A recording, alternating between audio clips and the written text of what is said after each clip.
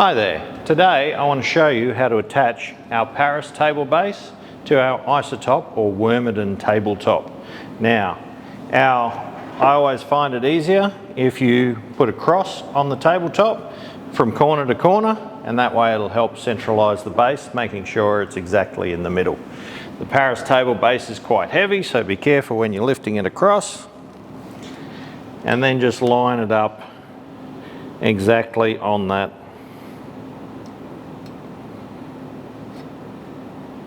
cross.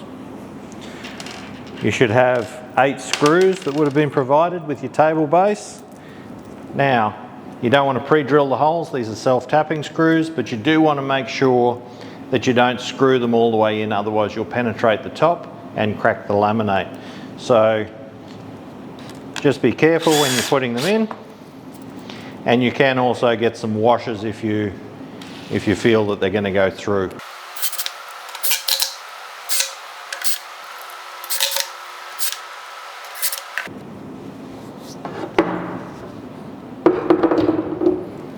And there you have it. That's how to attach our Isotop or Wermondin tabletop to our Paris base.